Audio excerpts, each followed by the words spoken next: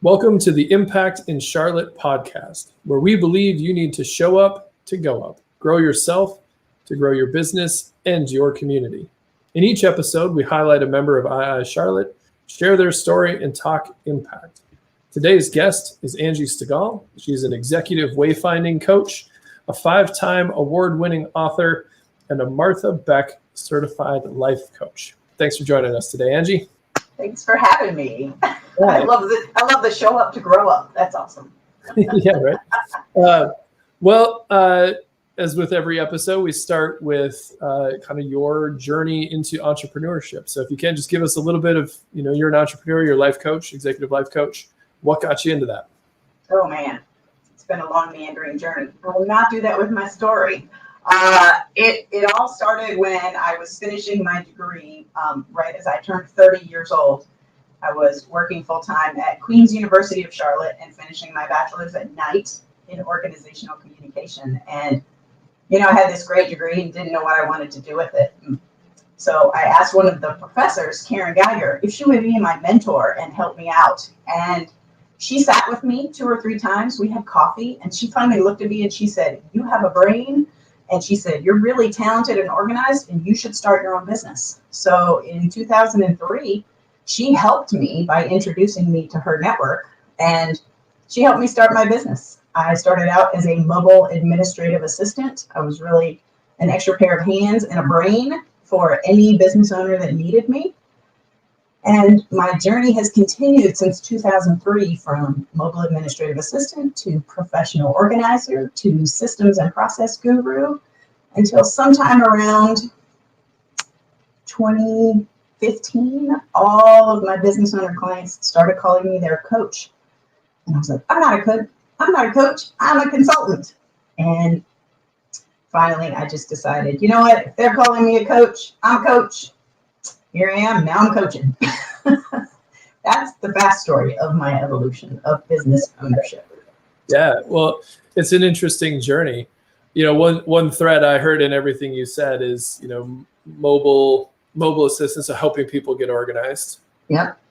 There was definitely a thread of systems thinking, kind of moving stuff from, all right, let's put that in categories, et cetera. So talk a little bit about kind of how you support your clients as a reluctant coach. As a reluctant coach, yeah. So now a lot of business owners that I work with are very successful. Like, they know how to do the business. They don't need help with that. They know how to do the financials. They don't need help with that. A lot of times now, what my clients are struggling with, they come to me and say, time management, team management, that kind of time organization. If I just had more time. And so I start working with my business owner clients around a lot of times that time thing. And we quickly go a lot deeper. We go into boundaries. We go into wishes and wants. We talk a lot about tribal expectations. We talk a lot about the definition of success for them very personally. And we quickly move on from the time management thing. And we still buy them a whole bunch of time. And often we find that free time that they've been looking for and wanting by eliminating all the things they're tolerating, all the things that aren't working for them. It's a pretty fun job. Yeah, I'm sure you see a fair amount of transformation. Mm-hmm. For sure. Folks coming in pain or frustration or challenge or overwhelm. Yes. And you kind of help them navigate that complexity. Right. One thing I heard in what you said is it sounds like there's almost like the word that comes to my mind is alignment, like a value alignment of, you kind of get pulled one way and you start to feel that disrupt, or you start to feel that overwhelm, and you kind of like pull them back to something, right? So if you can just give us an example of what that's looked like for you.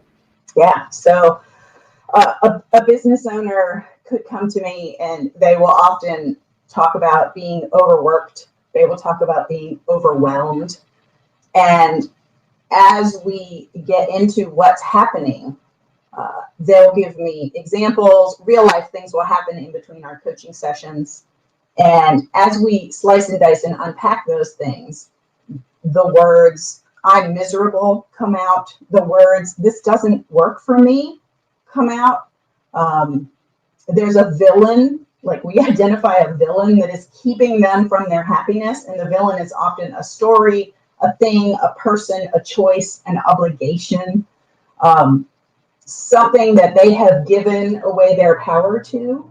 And once we identify it, shine a light on it, oh my gosh, usually it's fairly easy to change whatever that thing is and open up a whole new way of thinking about how it could be different. And so again, you use that word alignment.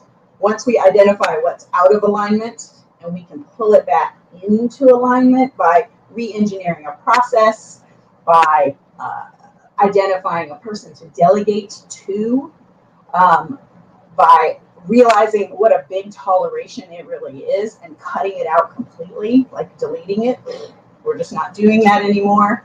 By making a different ask about something, by getting out of an obligation that doesn't feel good anymore. Those are the kinds of things that when I'm working with a new client, that those are the things I'm looking for, that I'm hearing, and that we're working on in the beginning. Yeah. So you're almost creating an awareness, right? Of like, hey, I'm not okay. I know I'm not okay, but I don't know why I'm not okay, right? Yep. A doctor diagnosis, right? Like, hey, we're seeing all these symptoms, we're seeing all these things showing up, but what's the disease or what's the sickness that you're experiencing? I'm curious, my own work, coaching businesses, one of the things that I see is, you can create the awareness, right? Like they can see it. Yeah. But there's a real difference between, hey, I have a really hard time doing X, or like this task, I can't stand this task, or like, I don't want to do operations anymore. I just want to focus on selling, or just want to focus on vision or whatever. Yeah. But there's a difference between being aware of it and then actually making the choice and following through. I'm curious, how do you help your clients move from, oh, it's this thing, to then I'm willing to let go of that thing? Because I think that's a tough part, right? Like the accountability of taking action. It's like, even once we become aware of the pain, we may not take the action that we need to take. So how do you help your clients kind of bridge that gap between awareness and action? Yeah. So with clients, the long-term support is where things become important. I can often diagnose their stuckness in our first conversation. Sometimes in our casual first conversation over coffee, oops, people know, like, and trust me. They confess, if I can use that word. They admit, that might be a better word. Like you said, I'm stuck. I know something's not working. I don't know exactly what it is, or I do know exactly what it is. And I'm not sure how to fix it. And oftentimes, once they can admit to the thing, to the unhappiness, to the I'm miserable inside, to the I'm going to burn it all down, having the support of somebody, a trusted advisor, a coach, a consultant, somebody like that, having the long-term support and encouraging them to take the teeniest, tiniest step. And in my world, I call it turtle steps. And I will gift my clients a little turtle sometimes to help them remember that the teeniest, tiniest step over time, week after week after week, or even day after day after day, will move you from being out of alignment, so far, far away from where you want to be. One little step at a time will move you into alignment. And the trajectory also of looking straight ahead, and you make a 1 degree change every day, suddenly, boy, that really gets you closer toward the life that you want. Yeah. Actually, my wife reminded me this morning of the adage of, if you don't think small things matter, have you ever had a rock in your shoe? Right. Right. Step number 1, take off your shoe. Step number 2, take the rock out of your shoe. Right. That's right. Sometimes just seeing things in phases, right? And I would imagine as somebody who started their, coaching career, kind of whatever it was called early on, you're helping people get organized, and getting organized is those small steps. So, Yeah. Again, it is those small movements. I love what you said. I like turtle steps. I think that's great. I'm going to steal that, and I'll give total credit, but I'm going to steal it for sure. Totally fine. Yeah. I learned it from Martha Beck. So okay, there you go. She's my mentor. So I stole it from her. yeah, there you go. Well, speaking of mentors, right? Like as a coach, as somebody who supports business leaders, who coaches you? How do you get nourished in the work that you do? So talk a little bit about just kind of, as a solopreneur, like how do you rely on community to continue to grow in your own work? Yeah. So there are kind of three ways that I do that. One is by keeping in touch with other fellow coaches. I have several that I reach out to that I go and hike with on a regular basis. A couple of them, we have regular monthly catch-up calls and just, be in relationship with them. Hey, how's your life? What's new? Or have you signed up for any new trainings? Have you had any hard days, hard clients, hard life moments? So individually, one-on-one, just keeping up with my coaching friends is a great way to nourish myself. The other way is to get myself coached. I pay for a coach, sometimes several of them, because I love coaching and geek out on it. I learn so much by working one-on-one with coaches. And in fact, I just started a new program with a coach that I have wanted to work for quite a few years. He's expensive, but it's going to be worth it. So I started that yesterday. So very exciting time.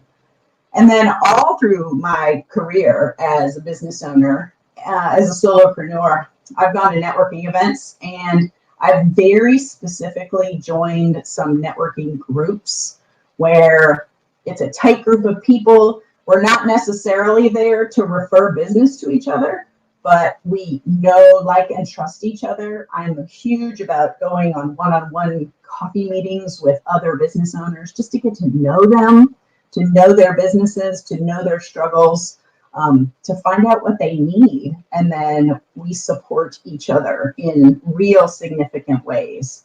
So I'm a big fan of tight networking groups as well. Yeah. Yeah, there's a lot of power in that. I mean, I think that, I just echo the sentiment about being coached, right? Especially as a coach, yes. And as a solopreneur, because you run into so many things that you're like, I don't know the answer. I want to help somebody help me, right? Yeah. So I think that's really powerful. Mm-hmm. You mentioned something in there about going on hikes, and I know you like. I know a lot of what you do is nature based. And I haven't asked you about it yet. So I'm going to sneak that question in there. Tell me about barefoot walking. Yeah. So I call myself a wayfinder on purpose because it starts a conversation like this. People are like, what is a wayfinder? And a lot of my work, especially with really high-powered, busy business owners, a lot of my work is getting them outside, is asking them to slow down, to get outside of their normal frenetic, push, rush, and hustle, and to come outside with me and take off their shoes and walk in the grass or walk a mile or 2 mile long trail barefoot. And the reason I find that to be so incredibly powerful for busy people is it helps them, one, get back in touch with nature. And nature is an incredibly gentle, healing force. It can be a violent force, but not the kind of work that I do. It is an incredibly gentle, healing force.